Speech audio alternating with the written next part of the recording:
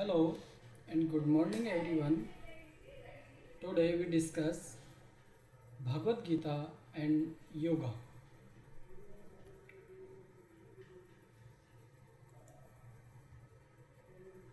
First we see educational objective of this lecture. After the complete of this lecture, the student able to recall and recognition of concept of yoga in Bhagavad Gita. Student able to recall and recognition of history of yoga in Bhagavad Gita. Student able to recall and recognition of types of yoga in Bhagavad Gita. Student able to compare among various type of yoga in Bhagavad Gita. And student able to apply of concept of Bhagavad Gita yoga in their life. Shrimad Bhagavad Gita में हम योग का concept देखेंगे. Shrimad Bhagavad Gita is written by lord Ganesha and compose by Maharshi Vedvyas. This is a speech given by lord Krishna to Arjun at Kurukshetra during the Mahabharata war. It is not only speech according to our perspective, it is summary of our four Vedas. The four Vedas are Atharved, Samved, Yajurved and Rigved. For stress-free life, we must follow the yoga which given in Bhagavad Gita. There are four yoga: Karma Yoga, Sakam Karma and Niskam Karma; Jnana Yoga, Sattva, Raj and Tamas; Dhyan Yoga, it's called meditation; and Bhakti Yoga, to be true servant of God. It is a Iswar Pranidhan. The guidelines of the yoga in Bhagavad Gita. First rule in Bhagavad Gita for yoga. First is believe in God. ईश्वर में विश्वास करें. Do not harm other until there is no another option left for you. किसी को भी हानि ना पहुंचाएं या फिर हानि पहुंचाने की स्थिति तभी आए जब आपके पास में कोई अन्य ऑप्शन ना बचे. डू सम मेडिटेशन, थोड़ा बहुत मेडिटेशन जरूर करें. ट्राई टू डू निष्काम कर्म इंस्टीड ऑफ सकाम कर्म. सकाम कर्म के स्थान पर निष्काम कर्म करने का प्रयास करें. Understand three elements of nature. प्रकृति की जो तीन एलिमेंट्स हैं उनको समझने का प्रयास करें. उनको समझें कि प्रकृति के तीन एलिमेंट्स हैं, तीन गुण हैं: सात्विक गुण, राजसिक गुण और तामसिक गुण. यदि उन तीनों गुणों को हम समझेंगे तो व्यक्ति की जो पर्सनालिटी है, तीन प्रकार के जो व्यक्तित्व हैं उनको आप समझेंगे. And try to forgive your enemy because now you know who is he and she. अपने शत्रु को क्षमा करने का प्रयास करें क्योंकि आप जानते हैं कि वह कौन है, वह क्या है. Having read भगवद गीता, भगवद गीता को जब आप पढ़ते हैं तो आपको क्या क्या प्राप्त होता है, क्या क्या आपको मिलता है. We are not the body. हम शरीर नहीं है, मैं शरीर नहीं हूँ, बल्कि वी आर स्पिरिट सोल. जो हमारे अंदर जो आत्मा है वही मैं हूँ. देहात्मवाद का भगवत गीता में निषेध किया गया है कि जो देही आत्मा है ऐसा नहीं माना गया है. तभी भगवत गीता में कहा है कि नैनम छिदंती शस्त्राणी न पवती दावका, कि ना तो आत्मा को शस्त्र काट सकता है, ना अग्नि जला सकती है, ना हवा सुखा सकती है, और ना ही उसको किसी भी प्रकार से अस्त्र शस्त्र किसी से भी नष्ट नहीं हो सकता, क्योंकि आत्मा अजर है, अमर है और नश्वर है, अनश्वर है। Therefore problem of body are not our real problem. इसलिए हमारी जो शरीर की जो समस्याएं हैं वो हमारी वास्तविक समस्याएं नहीं हैं, क्योंकि शरीर की समस्या केवल शरीर की हैं। और जबकि गीता में कहा है कि we are not the body, हम शरीर नहीं हैं बल्कि हम आत्मा हैं। Understanding of difference between matter and spirit, और जड़ तत्व और चेतन तत्व के बीच में जो अंतर है उसको भी समझाने का प्रयास गीता के अंदर किया गया है। मैटर इज फॉर्मलेस, जो मैटर हैं वो फॉर्मलेस हैं। The soul gives form to matter, और आत्मा ही उस मैटर को एक आकार प्रदान करती है। ग्रॉस बॉडी, जो ग्रॉस बॉडी है पंच महाभूतों से मिलकर बनी है, पंच महातत्वों से मिलकर बनी है। जो पंच महातत्व में क्या क्या हैं?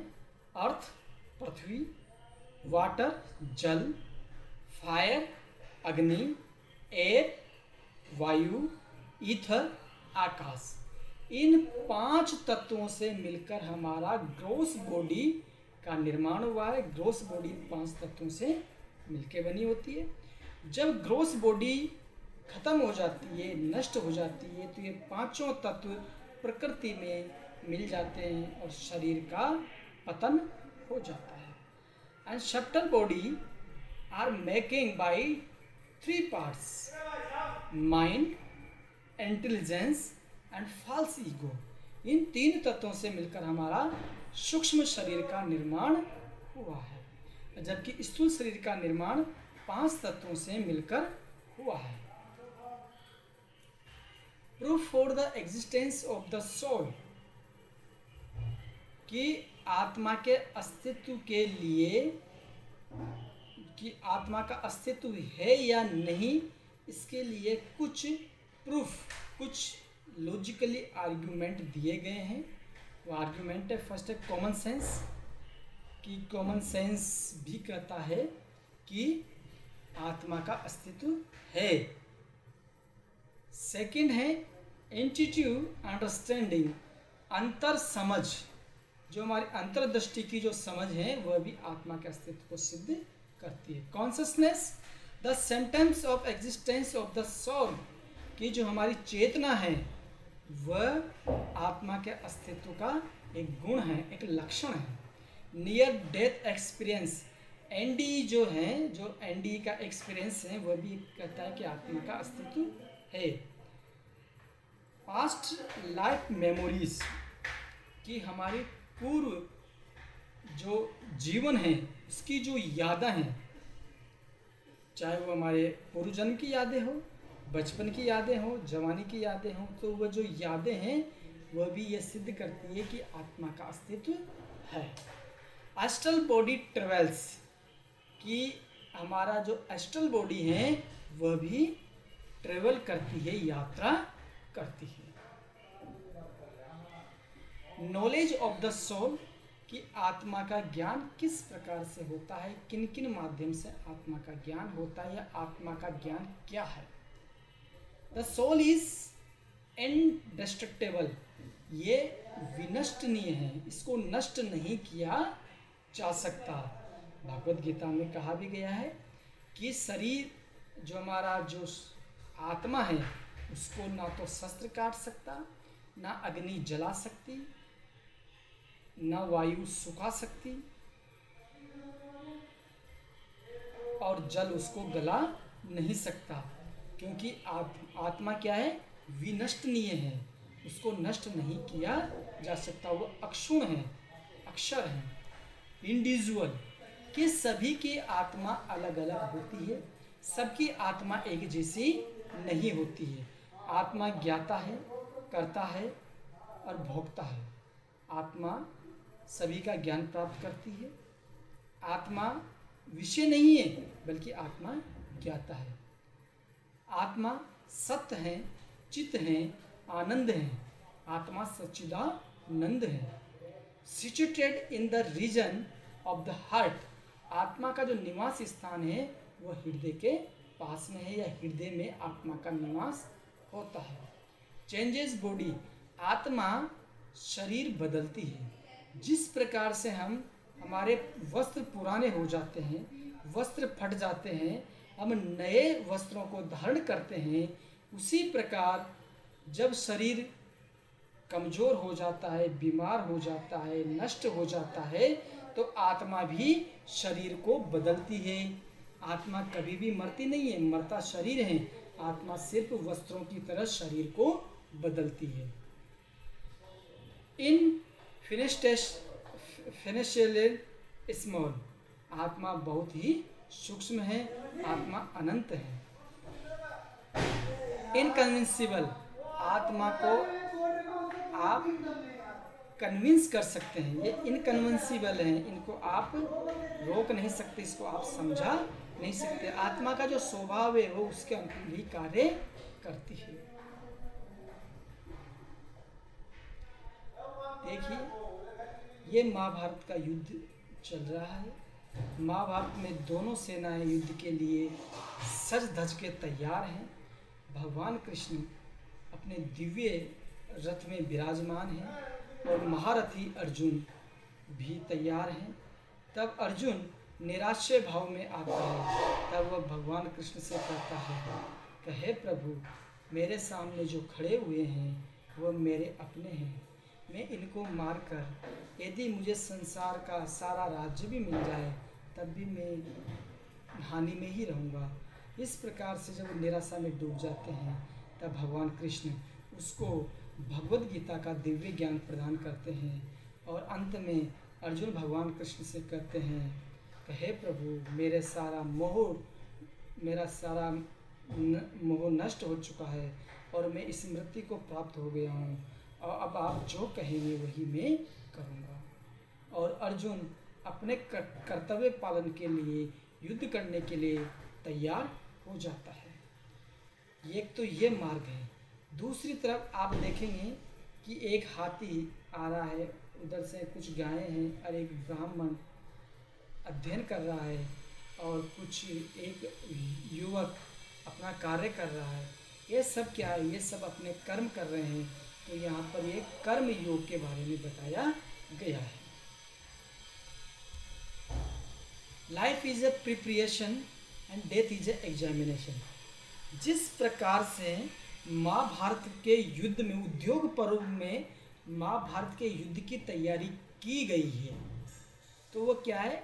महाभारत का युद्ध में दोनों तरफ से तैयारी की गई। सो उद्योग पर्व में बताया गया है कि किस प्रकार से पांडव और कौरव अपनी तरफ राजा महाराजाओं को, सेनाओं को अपने पक्ष में करने के लिए या अपने पक्ष में युद्ध के लिए तैयार करने के लिए किस प्रकार से प्रयत्न कर रहे हैं, और युद्ध में विजय प्राप्त हो सके उसके लिए भी सारे लोग तैयारी कर रहे हैं। उसी प्रकार से हम जब जीवन को जीते हैं तो उसके लिए भी हम कुछ तैयारी करते हैं, और उस तैयारी के दौरान हमें बहुत सारे कष्टों से गुजरना होता है। अब जब हमारी मृत्यु होती है, जब डेथ होती है, वो हमारा क्या है? एग्जामिनेशन है। इसलिए कहा है लाइफ इज ए प्रिपरेशन। जीवन एक तैयारी है और मृत्यु एक परीक्षा है। अब हम वन बाय वन करके एक एक कंसेप्ट के बारे में बात करेंगे। फर्स्ट कंसेप्ट है soul. The many frames on a reel of a movie film, reel of movie film, when seen consecutively appears as one picture on the screen, although there are actually many different pictures. आप देखेंगे जब movie देखते हैं तब आपको एक picture दिखती है, जबकि एक्चुअल में वो एक पिक्चर नहीं, वो बहुत सारे कंजिक्यूटिव बहुत सारे पिक्चर आ रही है, लेकिन आप उसको एक साथ नहीं देख पाते हैं, इसलिए वो आपको एक ही पिक्चर दिखती है। Similarly we see a man as localized जब हम किसी व्यक्ति को देखते हैं, इस व्यक्ति को देखते हैं, but actually his body in is changed at every second, और उसका जो शरीर है वह एक्चुअल में हर सेकंड बदल रहा है, लेकिन वह आपको स्टेबल दिखता है कि उसकी बॉडी के अंदर कोई परिवर्तन नहीं आ रहा है। All this is happening without the notice of the viewer. However the soul within the heart seen as the sparkling star does not change. He remains internally the same. शरीर बदलता रहता है, जबकि जो हमारे अंदर शरीर के अंदर जो आत्मा है, जो हृदय के पास में जो निवास करती है, वह प्रकाश की तरह विराजमान है। उसमें किसी भी प्रकार का परिवर्तन नहीं होता है। जो परिवर्तन होता है वह शरीर के अंदर होता है। इल्यूजन, भ्रम की स्थिति क्या होती है? The living entity in the center is being enveloped by fiery lust. The analogy in verse 38 is illustrated here. At the top is fire covered by smoke, symbolized human life. At the bottom left is a mirror covered by dust, symbolizing animal life. जिस प्रकार से dust से mirror, दर्पण ढक लिया जाता है, उसी प्रकार से इंसान के या फिर प्राणी के शरीर को भी माया के द्वारा ढक लिया जाता है। At the bottom right is an embryo covered by the womb, symbolize tree and plant life. उसी प्रकार से जो गर्भ हैं, वह जो भ्रूण है, वह गर्भ के द्वारा ढक लिया जाता है। उसी प्रकार से ट्री और प्लांट हैं, उसको भी आप उस तरीके से समझ सकते हैं।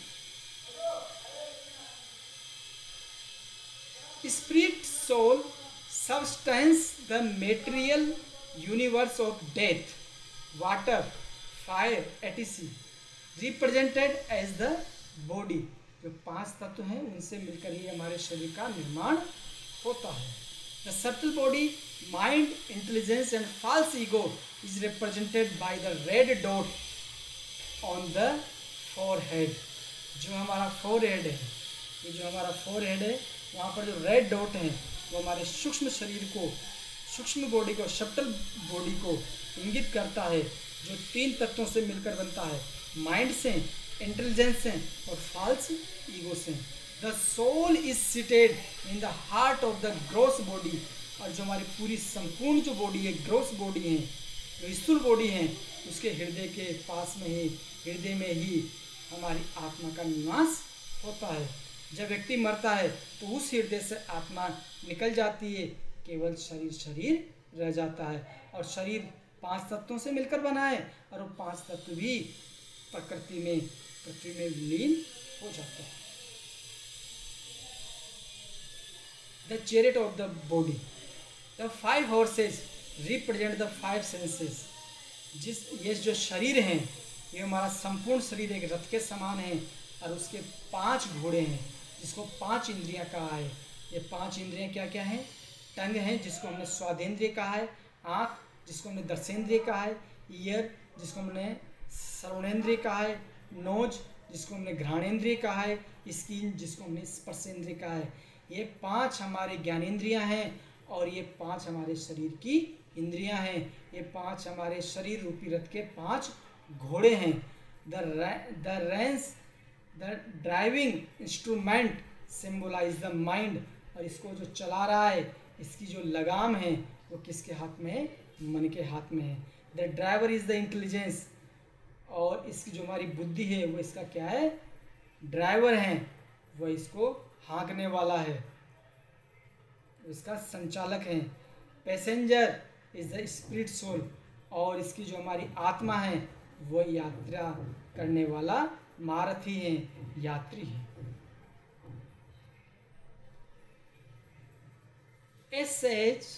एक sadhu sees the super soul accompanying the spark like individual soul in each body. जो एक संत हैं जिसने ब्रह्म का ज्ञान हो गया है, वह सभी प्राणियों में अपनी आत्मा को देखता है। वह अहम ब्रह्मास्मि तत्त्वमसि सर्वखलिदम ब्रह्म, मैं ही ब्रह्म हूँ, तेरे अंदर भी ब्रह्म है और सारा जगत ही ब्रह्म युक्त है।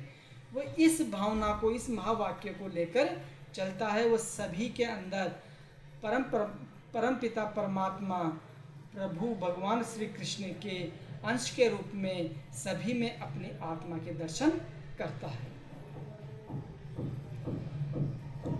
व्हाट इज द लॉर्ड से, भगवान ने क्या कहा है? जातस्य ही ध्रुव मृत्यु ध्रुवम जन्म मृतस्य च तस्माद् परिहार्ये अर्थे न त्वं सोचिर तुमर्हसि।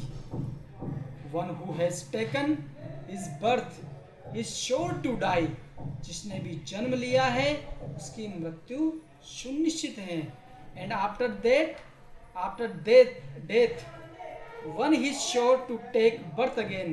अब मृत्यु के बाद वह जन्म जरूर लेता है। Therefore in the unavoidable discharge of your duty you should not lament. इसलिए आपको जो अलांघनीय जो आपके कर्तव्य हैं उन कर्तव्यों को पूर्ण करें। जो आपको अपनी ड्यूटी बताई गई है उनको आप पूर्ण करें, क्योंकि आप इनसे नहीं बच सकते। और ये भी कहा है कि कोई भी व्यक्ति एक क्षण के लिए भी बिना कर्म किए नहीं रह सकता है। इसलिए जब आप कर्म करें तो निष्काम भाव से ही कर्म करें। अब अल्बर्ट आइंस्टीन ने भगवत गीता के बारे में क्या कहा है, उनके क्या विचार हैं, उसके बारे में भी हम थोड़ा सा विचार करते हैं। In the domain of God, in the domain of God,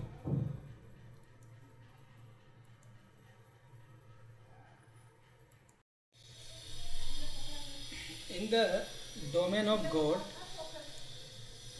on the path of spirituality, everything is determined by belief and absolute faith in God Almighty. On the contrary, science demands proof. जैसे कि ईश्वर के domain की बात करते हैं तो, या आध्यात्म के पद की बात करते हैं तो वहाँ पर सभी चीज़ों का जो निर्धारण होता है वो आस्था और विश्वास के द्वारा होता है। जबकि दूसरी तरफ देखेंगे, विज्ञान हमेशा सबूत की बात करता है, प्रूफ की बात करता है। The prime reason by scientist world over fail to understand the gist of Bhagavad Gita, gist of Bhagavad Gita, क्योंकि इसका जो प्राथमिक जो कारण है वो वैज्ञानिक संसार भगवत गीता का जो जिस्ट है इसको समझने में असफल रहे हैं, सफल नहीं हो पाए हैं। Albert Einstein, the famous physicist, regretted that he failed to start study of Bhagavad Gita in the early stage of his life. By the time he started reading Bhagavad Gita, Albert Einstein was too old to fathom the depth of wisdom contained therein. By the time he ventured into Bhagavad Gita, it was time to bid goodbye. Normal human beings use their brain 1%. Albert Einstein used his brain 4%. All knower of Bhagavad Gita, the 18 once use their brain 100%. The concept contained in sacred Bhagavad Gita of Hinduism are crystal clear. Everything stated in sacred Bhagavad Gita is in absolute terms. There is absolutely no chance of any errors. If seriously desire unveiling the true prospects of evolution. All evidence concerning evolution, we need not look beyond Bhagavad Gita. The total scientific community of the world combined can never outright discard Bhagavad Gita, as it is the foremost of all sacred scripture. As most scriptural phenomena do not offer proof but can be felt and experienced, it logically followed to the end. The prime reason why Albert Einstein failed to understand Gita in the earlier years of his life. Every scientist in the world, rather science demands proof. In the system of God, it is absolute faith and rules the roots. Devoid of absolute faith in God Almighty and searching for proof at every stage of life, most scientists world over never come to understand Bhagavad Gita. Scientists, please realize, if you see an unseen hand helping you out when in deep trouble, do we ever doubt the existence of God? If you feel the nice smell of a flower, admit it openly, for it is not within your control to duplicate it. No human being can even create even the smallest particles of dust from now ever. Likewise, no scientist ever invents one only discovered, nay, rather unveils whatever exists since eternity, from the time of Big Bang, and shall continue to exist until Pralay, the end of the cosmos, occurs. Spirituality is beyond the capture of scientists and most philosophers. Spirituality truly starts where science ends. It is only the faith in the system of God that made Einstein able to decipher Bhagavad Gita slightly. He regretted in the end phase of his life that it was the biggest mistake to try reading Bhagavad Gita as a scientist. Only if he had tried, otherwise he might have become successful.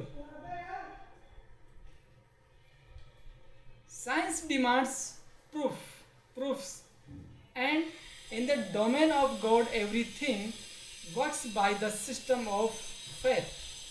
To feel the smell of the flower, you do not need to see it. To feel the presence of God, you only need to close your eyes and have absolute faith in Him.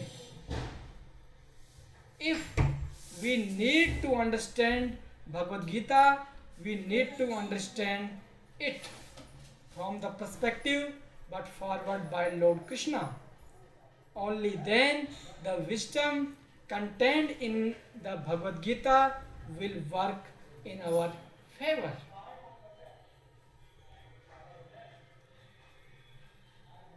Bhagavad Gita can never be understood literally. One needs reading in between the line to understand the essence of wisdom contained in Bhagavad Gita.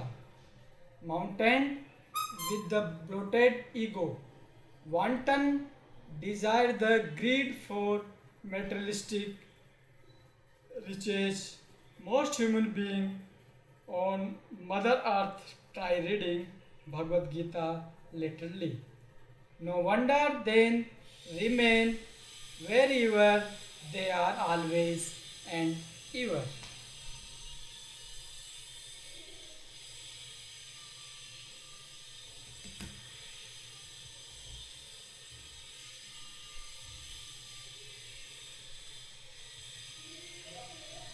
Spirituality is beyond the capture of scientists and most philosophers.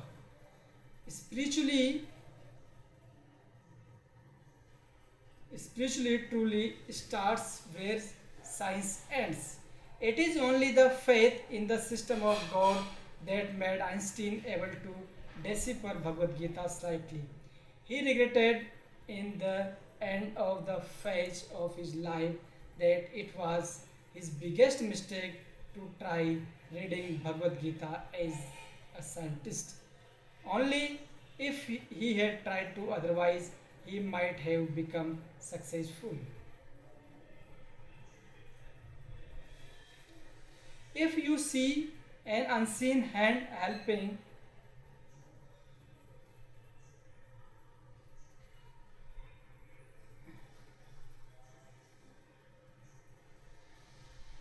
Bhagavad Gita can never be understood literally. One needs reading in between the lines to understand the essence of wisdom contained in Bhagavad Gita. Mountained with a bloated ego, wanton desire and greed for materialistic riches, most human beings on Mother Earth try reading Bhagavad Gita literally. No wonder they remain wherever they are always the ever. Perfect knowledge. Scientists may carry out much research work, but however great a scientist may be, his senses are imperfect, therefore he cannot have perfect knowledge. What is the value of our eyes? We cannot see without sunlight, nor can we see small things without a microscope. Our eyes are imperfect, and the instrument our eyes have discovered are also imperfect. How then is it possible to get perfect knowledge? Because the living entity is limited, his knowledge is limited. The senses through which a scientist acquired knowledge are limited and imperfect. Therefore, his knowledge is limited and imperfect. In his ignorance, he may claim to know everything, but that is simply nonsense. The continued relevance and contribute of Srimad Bhagavad Gita. The metaphysics of the Bhagavad Gita and Bhagavatam, the actual essence and whole point of the work remain, and they have great power to provide insight and value to contemporary physical science. As Martin Luther King put it, we live in an age of guided missile and misguided men. Sril A.C. Bhaktivedanta Swami Prabhupada ji used to analogy of lame man, the metaphysics alone, and a blind man, the physical science alone. Either one alone is incomplete, rather they are complementary. Srimad Bhagavatam represent the best of metaphysics and the best of contemporary science, two great tastes that go great together. The addition, the addition of metaphysical insight to physical science is crucial to a balanced society.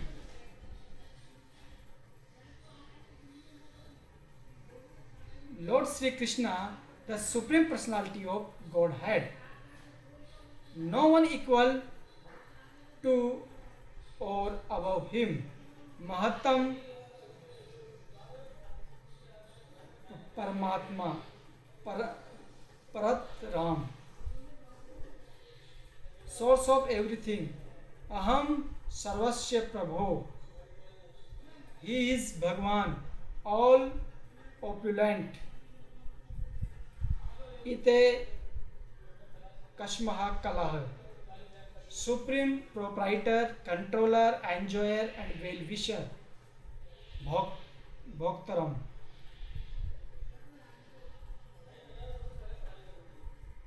Wherever there is Krishna, the master of all mystics, and wherever there is Arjuna, the supreme archer, there will also certainly be opulence, victory, extraordinary power, and morality.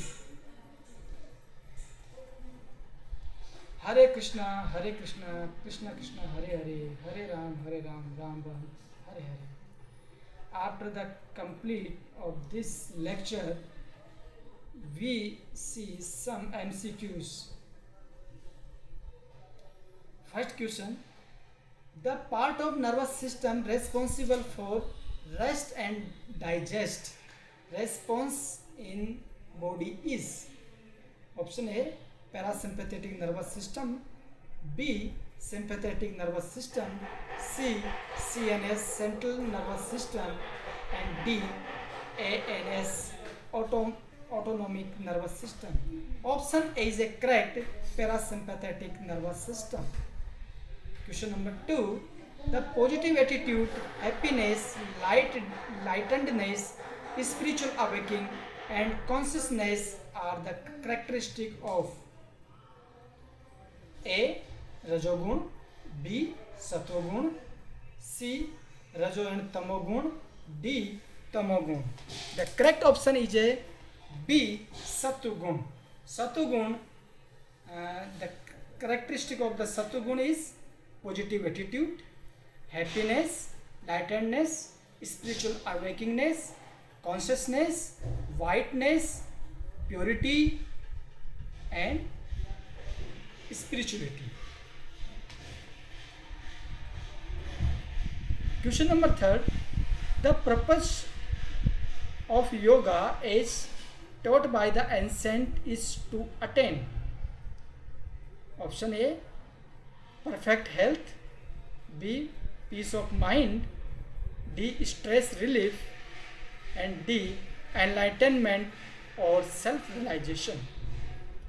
Option D is most correct answer, because the purpose of yoga is enlightenment or self-realization.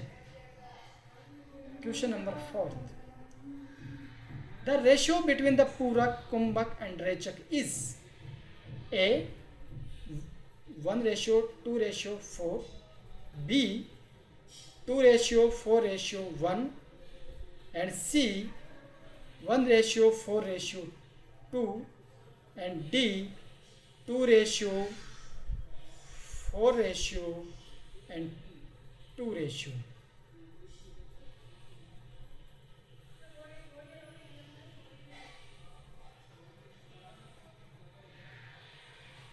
And correct answer is, D, 2:4:2.